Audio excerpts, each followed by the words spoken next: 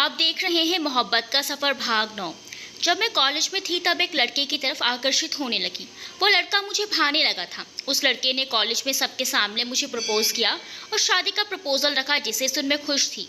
सब कुछ अच्छा चल रहा था, तभी उसने एक दिन मुझसे कहा कि उसे हमारे फ्यूचर के लिए कुछ करना है। तो वो बिजनेस करना चाहता था, लेकिन उसके पास पैसे नहीं थे। मैं उसे डैड से चोरी छुपे पैसे देती गई। एक दिन उसने मुझसे कहा कि मेरे डैड ने उसे धमकी दी है कि अगर वो मुझसे मिलने लगा तो उसे जान से मार देंगे। उस वक्त मैं प्यार में अंधी होकर डैड से लड़ाई करने लगी। कितनी देर तक डैड को बुरा भला कहा। डैड ने मुझे समझाने की बहुत कोशिश की, लेकिन मैं समझ नहीं पाई। डैड ने मुझे घर से बाहर निकलने नहीं दिया, मेरा फ़ोन भी छीन लिया। तभी मैंने चुपके से उस लड़के को फ़ोन किया और उसके साथ भाग जाने के लिए तैयार हो गई। रात को मैं डैड के सोने के बाद अपना सामान बैग में रखकर घर के पीछे वाले रास्ते से उस लड़के के साथ चली गई। वो मुझे एक होटल में लेकर गया। वहाँ उसने एक कमरे में मुझे आराम करने को कहा और मेरे लिए जूस लेने चला गया। मैं तब तक फ्रेश होकर बेड पर बैठी उसके आने का इंतज़ार कर रही थी। वो आया तो मेरे लिए खाने का सामान भी लाया था। मैंने खाकर जूस पिया और उसे खाने के लिए कहा तो उसने बोला कि मुझे भूख नहीं है। उसने मेरे बैग को खोलकर देखा, जिसमें कपड़े और पापा की फ़ोटो के सिवाय कुछ भी नहीं था। उसने मुझसे पूछा कि पैसे कहाँ हैं, तो मैंने कहा कि मैं पैसे लेकर नहीं आई। तो उसने मुझ पर हाथ उठा दिया और कहा, पागल लड़की, बिना पैसे की ज़िंदगी कैसे कटेगी हमारी। मैंने कहा कि तुम कुछ काम कर लेना। उसी के साथ मेरा सर घूमने लगा। उसने मुझे बिस्तर पर धकेल दिया और बेल्ट निकाल कर मारते हुए कहा, तुम्हारी वजह से मेरे डैड को जेल हुई। तुमसे बदला लेने के लिए मैंने इंतज़ार किया और तुम खाली हाथ आ गई। मैं उससे लड़ सकती थी, पर शायद उसने मेरे जूस में कुछ मिला दिया था। मैंने बचने के लिए बाथरूम में जाकर छुपना चाहा, लेकिन उसने दरवाज़ा बंद नहीं करने दिया और धक्का दे दिया, जिससे मैं नल के खुले पाइप से जा टकराई और उसी की वजह से मेरे पीठ पर ये निशान। उसके बाद क्या हुआ मुझे कुछ भी याद नहीं। जब होश में आई तो अपने घर पर थी। मेरे पास डैड बैठे थे। उन्होंने मुझसे कुछ भी नहीं पूछा, बिना कुछ बोले मेरे साथ खड़े रहे। उस दिन के बाद मैंने डैड से झूठ बोलना बंद कर दिया और हर बात मानने लगी। प्यार से जैसे नफरत हो गई थी, लेकिन डैड के समझाने पर प्यार को देखने का नज़रिया बदलने लगा। प्यार करने वाला व्यक्ति गलत हो सकता है, लेकिन प्यार नहीं। रानू, जिससे मैंने बात करना बंद कर दिया था, उस लड़के के लिए उसने मुझे उसी कॉलेज में पढ़ने के लिए कहा और मेरे साथ रहने लगी। सब मुझे घूरते, ताने मारते, लेकिन रानू सबको पलटकर जवाब देती। तब मैंने अपने आप को इतना मजबूत बनाया और खुद से प्रॉमिस किया कि किसी से प्यार भरोसा जैसी उम्मीद कभी नहीं रखूंगी। कुछ समय बाद सब ठीक हो गया और उसी कॉलेज में मैं और रानू प्रोफेसर बन गए। उसके बाद से डैड ने वो कॉलेज खरीद लिया। जितना गीत बताने से कतरा रही थी, उतना ही सुनते हुए चंद्रादित्य को तकलीफ हो रही थी। उसने एक शब्द भी नहीं कहा, बस गीत को अपनी बाहों में जकड़े लेटा हुआ था। गीत ने जब अपना चेहरा उठाकर चंद्रादित्य की तरफ देखा तो उसकी आंखों में गुस्सा तो था, साथ ही आंसू भी थे, जो आंखों के कोरों से होते हुए कनपटी से गिरने लगे थे। गीत उसके चेहरे के पास चेहरा ले जाकर बोली, मुझे कभी उसने हाथ नहीं लगाया था, लेकिन उस दिन चंद्रादित्य उसे बाहों में लेते हुए, अगर 1 मिनट भी देरी करता तो खुद को कभी माफ़ नहीं कर पाता मैं। मुझे माफ़ कर दो मिश्री। गीत, लेकिन आप क्यों माफ़ी मांग रहे हैं? चंद्रादित्य, तुम्हारे रूम के सामने वाले रूम में मैं था। जब मैंने किसी की चिल्लाने की आवाज़ सुनी तो लगा टीवी चल रहा होगा, लेकिन बाद में एहसास हुआ कि शायद मुझे वहाँ जाना चाहिए। मैंने दरवाज़ा खटखटाया, लेकिन अंदर से किसी की आवाज़ नहीं आई, ना ही किसी ने खोला। तब मैं स्टाफ को बुलाया और दूसरी चाबी से दरवाज़ा खोला। जब अंदर देखा तो एक लड़का बाथरूम के पास खड़ा था। मैं स्टाफ के साथ अंदर चला गया, जहाँ एक लड़की नीचे गिरी हुई थी। खून ज़मीन पर बह रहा था। मैंने स्टाफ को हॉस्पिटल ले जाने को कहा और पुलिस बुलाकर उस लड़के को जेल भेज दिया। मेरे साथ ऋत्विक भी था।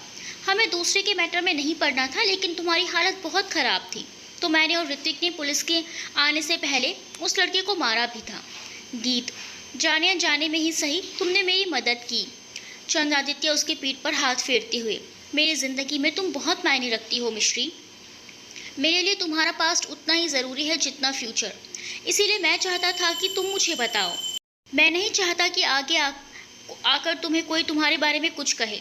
मेरा इरादा तुम्हारे ज़ख्मों को कुरेदने का नहीं था। समझ रही हूँ, वरना कोई इतना सब जानकर भी मेरे साथ नहीं होता। चंद्रादित्य, उस दिन के बाद तुम्हें दोबारा परेशान? गीत, नहीं, क्योंकि उसके खिलाफ और भी क्रिमिनल रिकॉर्ड्स थे, तो उसे उम्र कैद की सज़ा हो गई, मुझे रानू ने बताया। गीत के आंसू पोंछकर चंद्रादित्य उसे हंसाने के लिए, मिश्री, क्या तुम्हें मुझ पर भरोसा है? पहले अपने भरोसे पर शक होता था, लेकिन तुम इतने सारे लोगों के भरोसे पर खरे उतरे हो तो जाहिर है मेरा भरोसा कभी नहीं टूटेगा। आदित्य ने उसकी बाह पकड़कर उसे नीचे पलट दिया और उसके ऊपर झुकते हुए कहा, दुनिया क्या सोचती है क्या नहीं, इससे मुझे कोई फर्क नहीं पड़ता। तुम अपनी बताओ। गीत उसके गले में अपने हाथ लपेटते हुए, मैंने अपने पापा जैसा दूसरा इंसान आज तक नहीं देखा। इतनी बड़ी गलती के बाद भी डैड ने एक सवाल तक नहीं पूछा। उनसे ज़्यादा प्यार मुझसे कोई कर भी नहीं सकता। हमेशा यही सोचती रहती हूँ, लेकिन आज गलत हूँ। पता है क्यों? फिर चंद आदित्य के नाक से अपनी नाक टकराते हुए, क्योंकि डैड की छवि मुझे तुम में नजर आती है।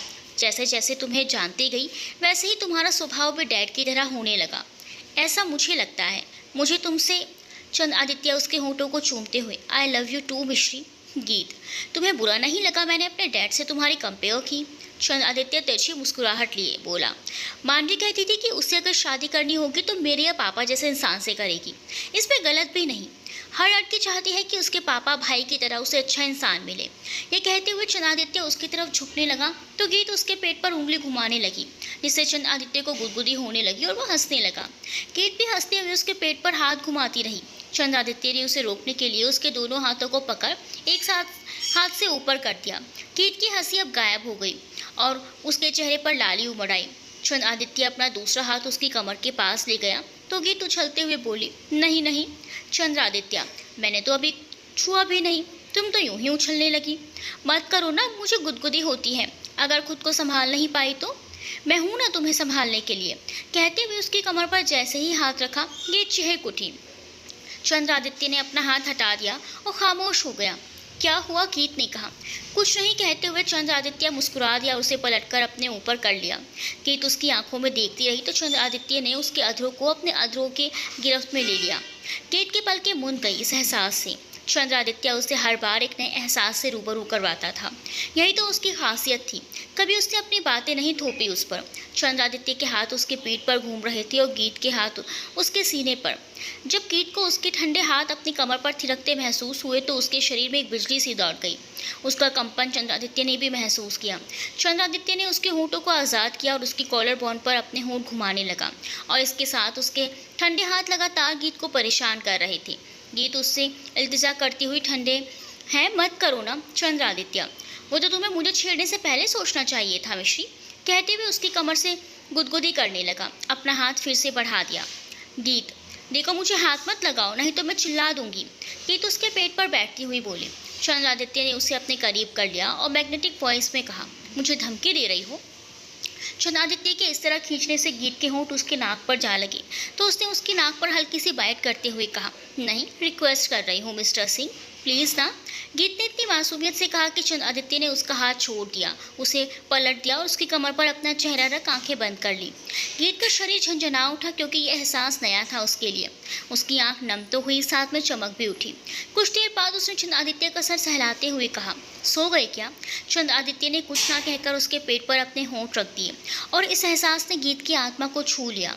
चंद्र आदित्य खामोशी से लेटे रहा और गीत भी आंखें बंद किए लेटी रही। कुछ ही देर हुए थे कि चंद्र आदित्य का मोबाइल बज उठा। चंद्र आदित्य, मिश्री किसका है? उसने वैसे ही अपना चेहरा रखे कहा। गीत उठाना तो नहीं चाहती थी लेकिन नंबर देख उसने फ़ोन चंद्र आदित्य के हाथ में दे दिया। चंद्र आदित्य ने जैसे ही फ़ोन उठाया, कान से लगाया तो उधर से आवाज़ को सुन वो झटके से उठ बैठा और कहा, हाँ मैं अभी आता हूँ। गीत समझने की कोशिश कर रही थी तभी चंद्र आदित्य ने उसकी तरफ देखते हुए कहा, मिश्री तुम अपने कमरे में जाओ। गीत उसे वैसे ही देखती रही लेकिन गई नहीं। चंद्र आदित्य ने कबर्ड से अपनी शर्ट निकाली और टी शर्ट उतारने के लिए एक हाथ उठाया ही था कि उसकी नज़रें गीत पर चली गई। उसने उसकी आंखों में देखा, फिर होंठों से सॉरी कहा, बाथरूम में चला गया। वो चेंज कर बाहर निकला तो उसके शर्ट के ऊपर के 3 बटन खुले हुए थे। गीत उसकी हड़बड़ी देख उसके पास आई और उसे सीधा खड़ा कर दिया। चंद्र आदित्य कुछ कहने को हुआ कि गीत ने उसके खुले बटन बंद कर दिए। चंद्र आदित्य फ़ोन में अभी लगातार कुछ बोल रहा था। उसने अपनी बुलेट की चाबी उठाई और गीत के माथे को चूमकर अपने सीने से लगाते हुए कहा, मैं आता हूँ। वो जल्दी से नीचे चला गया तो गीत भागी भागी छत पर चली गई। वो चंद्र आदित्य को जाते हुए देखती रही। उसका अपने कमरे में जाने का मन नहीं था, इसीलिए वो चंद्र आदित्य के बिस्तर पर ही सो गई। उसे नींद नहीं आई लेकिन कुछ देर बाद आंख लग गई। हॉस्पिटल। चंद्र आदित्य जी के साथ कॉरिडोर में भागते हुए ऑपरेशन थिएटर के सामने रुका। सामने साक्षी और एक नर्स खड़ी थी। उसके साथ मरीज के पति जो बेंच पर बैठा रो रहा था। साक्षी उन्हें सांत्वना दे रही थी। चंद्र आदित्य, क्या हुआ? साक्षी, वो एक महिला का एक्सीडेंट हो गया था जिससे उसकी राइट हेड की हड्डी टूट गई है और साथ में सरिया उसके सीने के लेफ्ट साइड में धंस गई है। डॉक्टर बजाज अंदर है। अजय, सिर्फ एक्सीडेंट से तो नहीं हो सकता। साक्षी, हाँ हाँ अजय, लेकिन जहाँ पर वो गिरी थी वो कंस्ट्रक्शन साइट था जहाँ काम जारी था। डॉक्टर बजाज बाहर आए तो उस महिला के पति ने कहा, डॉक्टर साहब, मेरी बीवी कैसी है? वो ठीक तो हो जाएगी ना? उसे कुछ होगा तो नहीं ना? डॉक्टर बजाज, पेशेंट को चेक किया जा रहा है, उसकी हालत देख कुछ कहा नहीं जा सकता, धैर्य रखिए। वो आदमी डॉक्टर बजाज के पैरों में गिरकर, डॉक्टर साहब मेरी बीवी को बचा लीजिए, मेरे छोटे छोटे बच्चे हैं। डॉक्टर बजाज उसे उठाते हुए, हम अपनी तरफ से पूरी कोशिश कर रहे हैं, आप घबराइए नहीं। डॉक्टर चंद्रादित्य और डॉक्टर अजय, आप मेरे साथ आइए, कहते हुए बजाज ऑपरेशन थिएटर के अंदर चले गए। चंद्रादित्य ने उस आदमी के कंधे पर हाथ रखा और पलकी झपकाते हुए अंदर चला गया। डॉक्टर बजाज, पेशेंट की हालत बहुत क्रिटिकल है, हमने ईसीजी कर तो दिया है लेकिन उसका ब्लड बहुत बह गया है, उसके हार्ट के नज़दीक ही वो सरिया धंसा है। अगर सरिया निकालते वक्त ज़रा सी भी लापरवाही हुई तो पेशेंट की जान भी जा सकती है। तुम देख लो, अगर तुमसे नहीं हो पाएगा तो हम किसी दूसरे हॉस्पिटल में एडमिट करवा देंगे। डॉक्टर चंद्रादित्य, अब सब तुम्हारे ऊपर ही है। चंद्रादित्य, सर मैं देखता हूँ, लेकिन अगर हालात ज़्यादा बिगड़े उससे पहले ही हमें किसी स्पेशल एक्सपर्ट जैसे डॉक्टर सुभाष अग्रवाल की हेल्प की ज़रूरत होगी। डॉक्टर बजाज, हाँ मैं उनसे कांटेक्ट करता हूँ। अभी आपके साथ डॉक्टर अजय और डॉक्टर साक्षी हैं आपकी हेल्प के लिए। कहते हुए दोनों को पीठ थपथपाकर बाहर निकल गए। आधे घंटे बाद साक्षी बाहर निकली, जिसे देख सोमन दुबे, जो उस महिला का पति था, वो साक्षी को देख खड़ा होते हुए बोला, डॉक्टर मेरी बीवी। साक्षी, मैंने अपनी ज़िंदगी में इतना क्रिटिकल कंडीशन आज तक नहीं देखी, आपकी वाइफ का ब्लड बहुत ज़्यादा बह गया है। कहते हुए वो वहाँ से चली गई और कुछ ही देर में उसके साथ एक नर्स 2 बोतल खून लिए अंदर चली गई। 3 घंटे बाद अजय निकला तो सोमन ने उसे आशा भरी नजरों से देखा। अजय ने मुस्कुराते हुए कहा, आपकी वाइफ अब खतरे से बाहर है, लेकिन अभी उन्हें 48 घंटे तक ऑब्जर्वेशन में रखा जाएगा। सोमन उसके पैरों में गिर गया तो अजय ने उसे उठाते हुए कहा, ये काम मैंने नहीं, हमारे काबिल डॉक्टर चंद्रादित्य ने किया है, धन्यवाद उनका करिए, वो थोड़ी देर में बाहर आएंगे। कहते हुए साक्षी के पास चला गया। वो साक्षी के गले से लग गया तो साक्षी ने उसकी पीठ थपथपा दी। चंद्रादित्य जब बाहर निकला तो सोमन अपने हाथ जोड़ते हुए उसके गले से लग गया। उसकी आंखें बह रही थी, उसके भरे गले से आवाज़ तक नहीं निकल पाई। चंद्रादित्य ने उसकी पीठ थपथपाते हुए कहा, आपकी बीवी बहुत स्ट्रांग है, आपका प्यार उन्हें मौत के मुंह से बाहर ले आया। ये सब आपकी मेहरबानी है डॉक्टर साहब, आपका जितना शुक्रिया करूँ उतना कम है।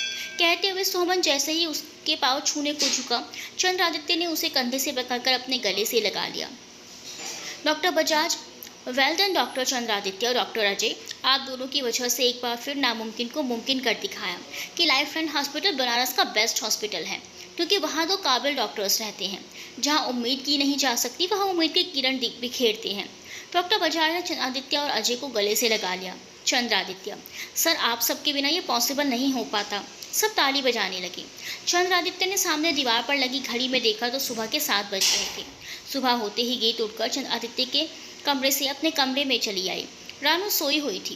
गेट फ्रेश होकर जब आई तो देखा दरवाजे पर मीना जी खड़ी थी। उन्होंने धीरे से कहा, बेटा क्या तुमने आदि को देखा? पूरे घर में देख लिया, पता नहीं कहाँ चला गया, बताकर भी नहीं गया। हॉस्पिटल जाता तो बताकर जाता। गीत, सॉरी माँ, वो मैं बताना भूल गई। रात में वो हॉस्पिटल चले गए थे, मैं उसी टाइम पानी पीने के लिए उठी थी तो बताया था। मीना जी, ये हॉस्पिटल वाले भी ना मेरे बच्चे को सोने तक नहीं देते, आधी रात को बुला लेते हैं। गीत कुछ नहीं बोली, उसे बुरा लगा मीना जी से झूठ बोलकर। माँ सॉरी, जो होता है बेटा तुम उदास मत हो। गीत मुस्कुराते हुए उनके गालों पर किस करके उनके गले में बाहें डालकर बोली, मुझे आपके हाथ की मटरी खानी है, आप बना देंगी माँ? मैं आपकी हेल्प कर दूंगी।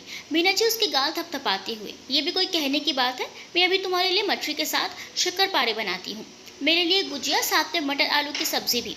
रानू जो कंबल में दुबक कर सोई हुई थी उसने कहा। मीना जी मुस्कुराते हुए, ठीक है बेटा। केत उसे घूरते हुए बोली, माँ मेरी जगह रानू आपकी हेल्प करेगी सब काम में। रानू झटके से उठकर बैठते हुए, मैं क्यों करूँगी, तुम तो कर रही हो ना आंटी की हेल्प, है ना आंटी? मीना जी हंसते हुए, बेटा तुम दोनों मत करना, मैं कर लूँगी। गीत, माँ आप अकेले इतना सारा काम नहीं करेंगी, हम दोनों आपकी हेल्प कर देंगे। रानू, हाँ मैं पानी और आटे में नमक डाल दूँगी। गीत, वो काम तो हम भी कर सकते हैं। रानू, ठीक है मेरी माँ, तू जो कहेगी वो कर दूँगी, लेकिन अभी मुझे सोने दे, खाने के नाम से मेरे मुँह में पानी आ जाता है। जैसे सबके मुंह में कच्चे आम और इमली सुनकर आता है। मीना जी मुस्कुराकर नीचे चली गई। फिर थोड़ी देर बाद गीत और रानू भी नीचे चली आई मीना जी की हेल्प करने के लिए। मीना जी कढ़ाई से मठरी निकालते हुए, बेटा तुम दोनों से एक बात कहनी थी। क्या आंटी? रानू ने पूछा। मीना जी, तुम लोगों को स्वभावी कैसी लगती है? अच्छी लगती है, बस थोड़ी सी चिड़चिड़ी है, रानू ने कहा। लेकिन दिल की बुरी नहीं है, गीत ने कहा। आप ऐसा क्यों पूछ रही हैं माँ, कुछ बात है क्या? गीत ने कहा। मीना जी, स्वभावी के पिताजी का एक्सीडेंट जब वो छोटी थी तभी हो गया था, जिसके चलते वो पिता के स्नेह से वंचित रही। और उपासना जीजी को आदि पसंद है और वो चाहती है कि स्वभावी की शादी आदि से हो। गीत ने सुना तो उसका दिल धक से रह गया। रानू ने उसका हाथ पकड़ लिया और कुछ कहने के लिए जैसे ही मुंह खोला, गीत ने नाम में सर हिला दिया। रानू चुप हो गई। मीना जी, मैं चाहती हूँ पिता की जगह अब मेरा बेटा पति बनकर उसे वो सारी खुशियाँ दे जो उसे नहीं मिली। बेटा गीत, तुम बताओ स्वभावी मेरे आदि के लिए कैसी रहेगी? गीत अपने आप को मजबूत करते हुए हल्की मुस्कुराहट लिए बोली, बाप ने सही फैसला लिया है। स्वभावी बहुत अच्छी लड़की है। काम पूरा हो चुका था, इसीलिए वो अपने कमरे में चली गई। रानू भी उसके पीछे चली गई और मीना जी किचन समेटने लगी। गीत अपने कमरे में आ गई, उसके पीछे रानू भी। लेकिन गीत ने बाथरूम में जाकर दरवाज़ा बंद कर लिया। वो एक बार फिर नहीं टूटना चाहती थी, लेकिन किस्मत को तो कुछ और ही मंजूर था। रानू दरवाज़ा पीटते हुए, गीत दरवाज़ा खोलो, दरवाज़ा खोलो। गीत शावर चालू करके रो पड़ी। उसे रह रहकर मीना जी की बातें याद आ रही थी। वो चंद्रादित्य से बेइंतहा मोहब्बत करती है, उसे कैसे किसी दूसरे के साथ देख पाएगी। रानू से समझाते हुए, तू हार नहीं मान सकती गीत। अगर चंद्रादित्य को पता चला तो वो खुद इस रिश्ते के लिए मना कर देगा। तुम खामखा परेशान हो रही हो। देखो, अगर तुम और चंद्रादित्य मीना आंटी से बात करोगे तो वो लोग ज़रूर समझेंगे तुम्हें। कि दरवाज़ा तो खोल, देख अगर तू बाहर नहीं आई तो मैं सबको बताने जा रही हूँ। रानू जैसे ही मुड़ी, गीत ने दरवाज़ा खोल दिया। वो जानती थी रानू जो कह रही है वो उसे कर भी देगी। रानू ने उसे भीगा हुआ देखा तो उसके पास आकर उसे समझाते हुए बोली, गीत संभालो खुद को, तुम तो मेरी स्ट्रॉन्ग बेस्टी हो ना। वो छोटी छोटी बातों से डरती नहीं है। अभी से बात चली है और मुझे लगता है चंद्रादित्य को भी इस बारे में कुछ पता नहीं। गीत, रानू लेकिन माँ का सोचना भी तो गलत नहीं है ना। वो स्वभावी को अपने घर की बहू बनाना चाहती हैं और बाकी घर वालों को भी इससे कोई प्रॉब्लम नहीं होगी। रानू, तो रोना बंद करो और कपड़े चेंज करके बाहर आओ। रानू ने उसे गले लगाकर प्यार से उसकी पीठ सहला दी और बाहर आ गई। वो बेड पर बैठी किसी सोच में गुम हो गई। हॉस्पिटल में चंद्रादित्य अपने कैबिन की कुर्सी से सर टिकाए आंखें बंद करके बैठा था। तभी ऋत्विक आया और उसके सामने बैठते हुए कहा, क्या हुआ? किसकी यादों में खोए हुए हैं सरकार? चंद्रादित्य सीधे बैठते हुए, रानू के बारे में सोच रहा हूँ कि वो किस एंगल से तुझे प्यार कर बैठी बेचारी। ऋत्विक, मैं इतना हॉट लड़का हूँ जिसे कोई भी लड़की देखे तो फिदा हो जाए, फिर रानू कैसे नहीं होती? हाँ, वो सबसे अलग है, पर सिर्फ मेरी है। साले, तू मेरी रानू के बारे में सोचना बंद कर और अपने गीत के बारे में सोच। ऋत्विक ने उसे छिड़कते हुए कहा तो चंद्रादित्य मुस्कुरा उठा। उसने हंसते हुए कहा, वो तो हर वक्त मेरे सर पर सवार रहती है। सोचता हूँ कभी अगर वो मेरी ज़िंदगी में नहीं आई होती तो मेरी ज़िंदगी अब भी रंगहीन होती। ऋत्विक, हाँ ये बात तो सही है। वैसे एक बात बता, तुम दोनों के बीच इतने कम टाइम में इतनी अच्छी बॉन्डिंग कैसे हो गई? चंद्रादित्य, ये तो मुझे भी नहीं पता। अब तो उसके बिना एक पल भी अकेले रहने का सोच नहीं सकता हूँ। वो मेरी ज़िंदगी बन गई है। ये जब कपड़े पहनकर बाहर आई तो देखा उसका मोबाइल बज रहा था। उसने रानू को आवाज़ लगाई और मोबाइल उठाकर कान से लगाते हुए रानू के कंधे पर हाथ रखा तो रानू की तंद्रा टूटी। गीत ने उसे देख अपनी भौं उछाली तो रानू ने मुस्कुराकर नाम में सर हिला दिया। गीत आगे कुछ कहती उससे पहले ही उधर से आवाज़ आई, गीत बेटिया, वो बड़े साहब को हार्ट अटैक आया है, हम लोग सिटी हॉस्पिटल में हैं। गीत ने सुना तो सन्न रह गई। डैड, कहते हुए उसका मोबाइल नीचे ज़मीन पर गिर गया। रानू किसी आशंका से, क्या हुआ गीत? गीत हकलाते हुए, डैड को हार्ट अटैक आया है। उसकी आंखें डबडबा गई थी। गीत अपना मोबाइल उठाकर, रानू हमें अभी दिल्ली के लिए निकलना होगा। फिर अपने आंसू पोंछते हुए बोली, मैं कुछ ज़रूरत की चीज़ें पासपोर्ट वगैरह रखती हूँ। ऋत्विक जी से कह हमें एयरपोर्ट छोड़ दें। रानू उसके गले लगकर, अंकल को कुछ नहीं होगा कहते हुए कमरे से बाहर निकल गई। रानू जैसे ही कमरे से बाहर निकली स्वयंभवी से टकरा गई। स्वयंभवी संभलते हुए, देखकर नहीं चल सकती इडियट। रानू ने कुछ नहीं कहा तो स्वयंभवी उसकी नम के देख बोली, ब्रेकअप हो गया क्या जो ऐसी आंखों में आंसू भरकर घूम रही हो? रानू ने कुछ नहीं कहा और जाने लगी तो स्वयंभवी को अजीब लगा। हर वक्त उसे तंग करने वाली लड़की ने आज पलटकर जवाब नहीं दिया। स्वयंभवी पीछे से आवाज़ लगाती हुई, अगर ऋत्विक को ढूंढ रही हो तो वो घर में नहीं है, चंद्रादित्य को लेने हॉस्पिटल गया है। रानू के कदम थम गए, वो वापस कमरे में चली आई। उसे आते देख गीत ने कहा, ऋत्विक जी मिले। रानू, तुम नीचे चलो, हम ऑटो से चले जाएंगे। संभवी उनके पास आती हुई, दोनों मुझसे कुछ कह सकती हो, अगर कोई प्रॉब्लम है तो। रानू, वो अंकल की तबीयत खराब है तो हम दोनों को दिल्ली के लिए निकलना होगा। संभवी, तुम दोनों को मैं एयरपोर्ट छोड़ने चली जाऊंगी। नीचे मिलो, मैं अंकल की कार निकाल देती हूँ। कहते हुए संभवी नीचे चली गई। बलराज जी सोफे पर तो वहीं मीना जी उपासना जी डाइनिंग टेबल पर मटर छीलते हुए बैठी थी। ये तो रानू जब नीचे आई तो उन्हें देखकर तीनों हैरान रह गई। उपासना बुआ, तुम दोनों बैग के साथ कहाँ जा रही हो? मीना जी, बेटा क्या हुआ, तुम दोनों ऐसे अचानक बैग लेकर? गीत से बोला नहीं गया तो उसने रानू की तरफ देखा तो रानू ने कहा, आंटी वो अंकल की तबीयत खराब है तो हम दिल्ली के लिए निकल रहे हैं। बलराज जी, बेटा क्या हुआ मेरे हेमंत को, वो ठीक तो है ना? रानू, अंकल वो हॉस्पिटल में है। बलराज जी, बेटा इसमें देरी नहीं करनी चाहिए, मैं भी तुम लोगों के साथ चलता हूँ। रानू, अंकल आप परेशान मत होइए, हम चले जाएंगे। बलराज जी, अपने दोस्त को मैं अकेले नहीं छोड़ सकता, तुम रुको मैं अभी आया। कहते हुए बलराज जी अपने कमरे में चले गए तो मीना जी भी उनके पीछे चली गई। बलराज जी कुछ पैसे और अपना सामान एक बैग में डाल निकलने लगे तो मीना जी को देख उनके कदम ठिठक गए। उन्हें कल रात का वक्त याद आ गया जब उपासना बुआ ने संभवी की शादी आदित्य के साथ करने की बात की थी। बलराज जी उठकर वहाँ से चले गए और उनके पीछे मीना जी भी। बलराज जी, मीना जी आपको जल्दबाजी में उपासना को वचन नहीं देना चाहिए था। मीना जी, इसमें बुरा क्या है, तो संभवी अच्छी लड़की है, देखना वो मेरे आदि को संभाल लेगी। बलराज जी, संभवी अच्छी है लेकिन मैंने पहले से ही आदि के लिए गीत को पसंद किया है और हेमंत से कहा भी है कि गीत को ही मैं अपने घर की बहू बनाऊंगा। मीना जी, लेकिन मैंने उपासना जीजी को वचन दे दिया है कि संभवी ही मेरे आदि की दुल्हन बनेगी। आप भी जानते हैं जब हमारे दिन बुरे थे तो आपके दोस्त भी नहीं थे, तब उपासना जीजी के पति भले ही शराबी थे लेकिन आपके लिए उन्होंने अपनी ज़मीन बेच दी थी, तब जाकर हमारे घर की छत बनी थी। बलराज जी, मैं ऐसा नहीं होने दूंगा, मैंने तुम्हें ये बात पहले ही बता दी थी। मीना जी, हाँ आपने बताया था मुझे, लेकिन मैंने उपासना जीजी को वचन दिया है, ये कभी नहीं होगा। बलराज जी मीना जी को खड़े देख उनके बगल से निकलते हुए बोले, मीना मैं अपने दोस्त से किया हुआ वादा नहीं तोड़ूंगा, जैसा तुमने उपासना से किया है। अभी वक्त है, बदल लो अपना फैसला, जो सोच रही हो वो मेरे रहते कभी नहीं होगा। मैंने हेमंत को वादा किया है गीत को ही मेरे घर की बहू बनाऊंगी, अब तुम्हें जो सही लगे वो तुम करो। मीना जी, मुझे गीत में कुछ कमी नज़र नहीं आई, लेकिन मेरे आदि के लिए संभवी ही सही जीवन साथी है और आपको मेरी कसम, अगर आपने गीत को इस घर की बहू बनाने की कोशिश भी की तो मेरा मरा मुँह देखेंगे। मीना, बलराज जी ने कहा। मीना जी कुछ कहती उससे पहले ही बलराज जी बाहर निकल गए। मीना जी गीत के सर पर हाथ फेरते हुए, भाई साहब ठीक हो जाएंगे बेटा, तुम संभालो खुद को। गीत माँ कहते हुए उनके गले लग गई। उपासना बुआ, जाओ नहीं तो ट्रैफिक में लेट हो जाओगी, पहुँचने पर फ़ोन करके बताना वहाँ की खबर। जी आंटी कहते हुए रानू और गीत बाहर निकल गई। संभवी ड्राइविंग सीट पर बैठी थी, उसके साथ बलराज जी बैठ गए तो रानू और गीत पीछे बैठ गई। संभवी ने उनके आते तक तीनों की ऑनलाइन टिकट बुक कर दी थी, इसीलिए उन्हें लाइन लगाने की ज़रूरत नहीं पड़ी।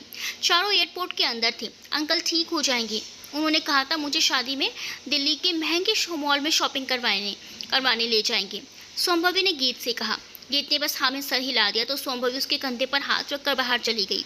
संभवी खुद से, प्लीज़ भगवान मेरी तरह उसके डैड को भी मत छीनना, मेरे पास तो माँ है, उसके पास तो वो भी नहीं है। वो अपनी आंखों की नमी छुपाते हुए घर के लिए निकल गई। तीनों दिल्ली की फ्लाइट में बैठ गए। 2 घंटे बाद तीनों हॉस्पिटल पहुंचे। कितने मुश्किल से ये 2 घंटे काटे थे। उसकी आंखें रह रह कर नम हुई जा रही थी, कुछ घबराहट और बेचैनी से तो कुछ अपने अंदर चल रहे प्रतिद्वंद से। दिल्ली हॉस्पिटल। वो हॉस्पिटल पहुंचे तो आईसीयू के सामने शांति जी, रानू की माँ के साथ रमेश काका नौकर भी थे। शांति जी ने गीत और रानू को देखा तो उनके पास आकर रोने लगी। गीत ने उन्हें शांत करवाते हुए कहा, आंटी कुछ नहीं होगा, डैड को मुझे छोड़कर वो कहाँ जाएंगे, आप घबराइए मत। तो कह तो रही थी लेकिन उसे अंदर ही अंदर अपने डैड से दूर होने का गम और डर खाया जा रहा था। शांति जी ने गीत को बताया तो वो अपने डैड के पास चली गई। अपने डैड को मशीनों से घिरे देख गीत भावुक होने लगी। फिर अपना मन कड़ा करते हुए उनके पास आ गई। उन्हें ऑक्सीजन मास्क लगाया गया था, उसी के साथ ही हाथ में ड्रिप भी चढ़ी थी। गीत ने उनके पास आकर उनका हाथ थामा तो हेमंत जी ने अपनी आंखें खोली। गीत को देखते हुए बोले, गीत मेरी बेटी। उनके मुंह से खून निकलने लगा था। गीत जो अब तक खुद को रोने से रोक रही थी वो फूट फूट कर रोने लगी। रानू जो अपनी माँ को संभाल कर बिठा रही थी वो गीत की आवाज़ सुन दरवाजे पर चली आई, जहाँ बलराज जी अपने दोस्त को देख रहे थे। उनकी आंखें भर आई थी। रानू ने उनके कंधे पर हाथ रखा तो बलराज जी ने कहा, बेटा हेमंत को क्या हुआ और उसके मुँह से ये खून? रानू, अंकल उन्हें कैंसर है, पिछले 2 सालों से बहुत इलाज करवाया लेकिन वो ठीक नहीं हो पाए। रानू की आवाज़ रुंध गई थी। बलराज जी खुद को संभाल नहीं पाए तो रानू और रमेश ने उन्हें संभाला। बलराज जी, मेरा दोस्त मुझे ऐसे छोड़कर नहीं जा सकता। उधर गीत लगातार रो रही थी। रोना हिचकी में बदल गया था। हेमंत जी परेशान हो गए। वो अपनी जान से प्यारी गुड़िया को ऐसे रोते हुए नहीं देख सकते थे। गीत को रोता देख उनकी आंखों में आंसू बहने लगे। जब जोया छोड़कर गई थी तब उन्हें उतना दुख नहीं हुआ था, क्योंकि जोया की परछाई गीत उनके साथ थी। लेकिन आज अपनी बेटी गीत को ऐसे रोते देख हेमंत जी की सांसें बढ़ने लगी। गीत के कानों में बीप की आवाज़ आई तो उसने अपने डैड की तरफ देखा। हेमंत जी के मुंह से खून निकलने लगा। गीत डर गई। वो घबराहट भरे शब्दों में चिल्लाई, डॉक्टर। रानू गीत की आवाज़ सुन अंदर चली आई, उसी के साथ बलराज जी, शांति जी और रमेश भी। गीत रानू को देख, रानू देख ना डैड को क्या हो गया। तभी डॉक्टर अंदर चले आए। उन्होंने सबको बाहर जाने को कहा, लेकिन कोई भी वहाँ से नहीं जाना चाहता था। फिर भी उन्हें ज़बरदस्ती बाहर भेजा गया। गीत तो हेमंत जी के सामने से हट ही नहीं रही थी। डॉक्टर ने जब उन्हें बाहर जाने के लिए कहा तो गीत चिल्ला पड़ी कि मैं अपने डैड को छोड़कर नहीं जाऊँगी। वो अपने डैड का हाथ पकड़े खड़ी रही। डॉक्टर उसकी हालत समझते हुए चेकअप करने लगे, लेकिन हेमंत जी की और बीट बढ़ती जा रही थी। हेमंत जी अपने चेहरे को ऑक्सीजन मास्क हटाने लगे तो डॉक्टर ने उन्हें रोक दिया। हेमंत जी ने फिर से हटा दिया और गीत से कहा, गीत रोते हुए, डैड मैं यही हूँ, आप पहले ठीक हो जाओ फिर बात करेंगे, प्रॉमिस।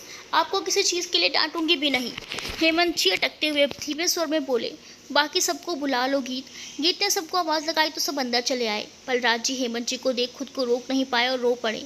हेमंत, तू मेरे साथ ऐसा नहीं कर सकता।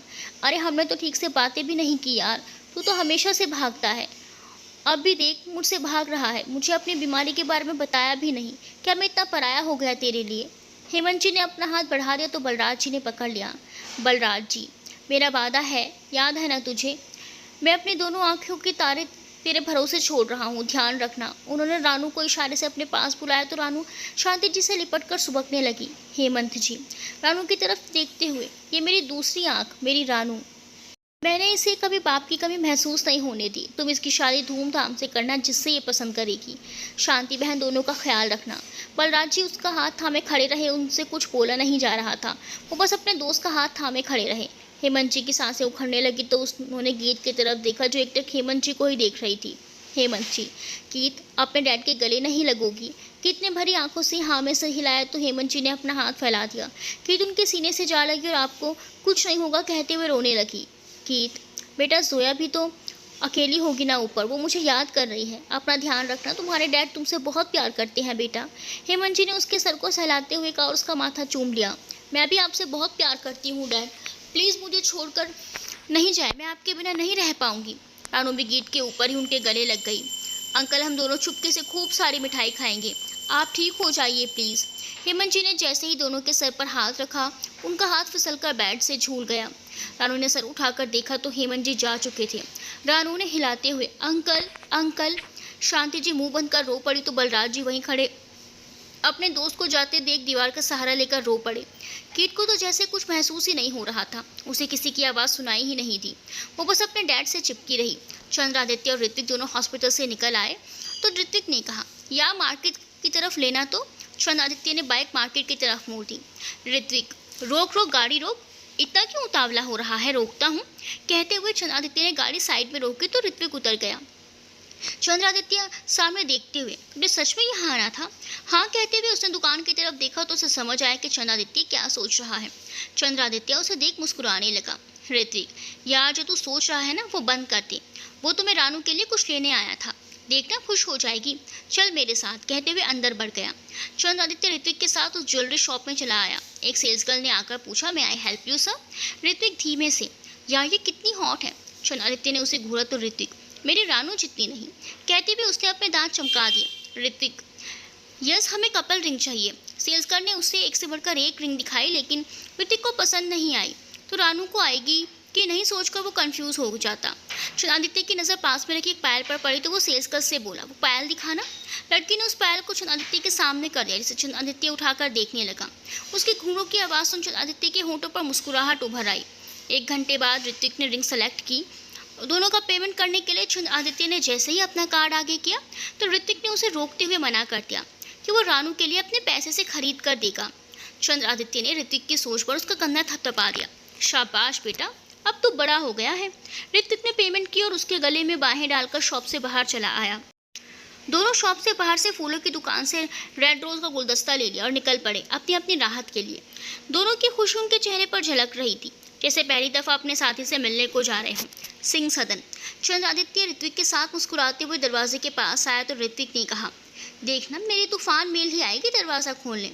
चंद्रादित्य, अगर माँ या घर के किसी और शख्स ने दरवाज़ा खोल दिया तो? ऋत्विक, देखते हैं। कहते हुए उसने फूलों का गुलदस्ता अपने चेहरे के सामने कर दिया। चंद्रादित्य ने बैल बजाई तो 1 मिनट बाद ही दरवाज़ा खुल गया। ऋत्विक ने बिना कुछ देखे समझे गुलदस्ते आगे करते हुए कहा, ब्यूटीफुल गर्ल के लिए एक ब्यूटीफुल गिफ्ट। कोई आवाज़ ना पाकर उसने जब सामने देखा तो उसकी आंखें बड़ी हो गई। सामने स्वयंभवी खड़ी थी, जिसे देख वो चौंक गया। उसने चंद्रादित्य की तरफ देखा जो होंठ दबाए हंस रहा था। स्वयंभवी बिना उसकी तरफ ध्यान दिए अंदर चली गई। ऋत्विक, तुम बता नहीं सकते थे, मेरा पोपट बना दिया। चंद्रादित्य अंदर जाते हुए, मैंने तुम्हें पहले ही आगाह किया था। दोनों जब अंदर आए तो घर शांत सा लगा। इस पर ज़्यादा ध्यान ना देते हुए दोनों अपने कमरे में चले गए।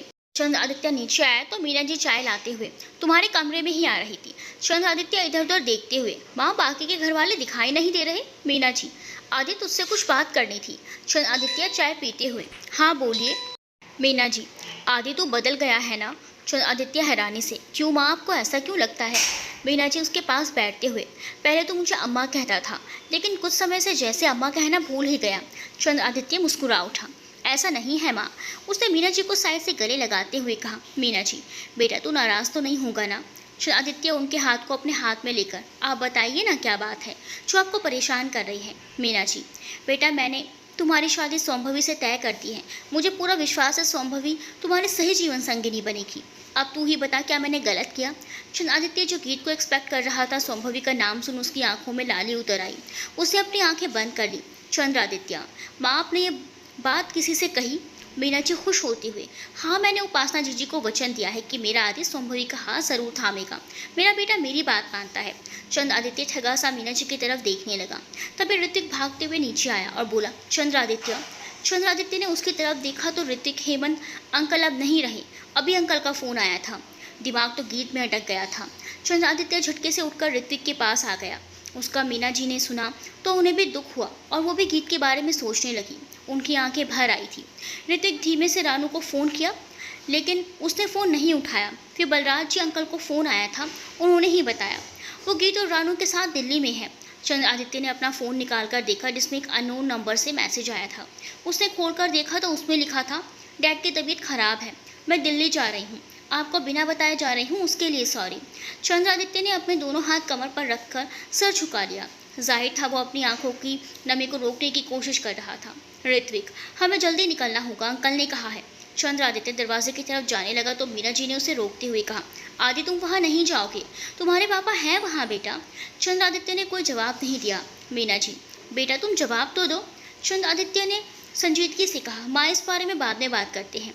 मीना जी, नहीं अभी जवाब चाहिए। चंद्रादित्य, माँ मैंने कहा ना आपसे, मैं आपसे आकर बात करूँगा। चंद्रादित्य के कठोर शब्द सुन मीना जी की आंखों में आंसू बह निकले और चंद्रादित्य ऋत्विक के साथ बाहर निकल गया।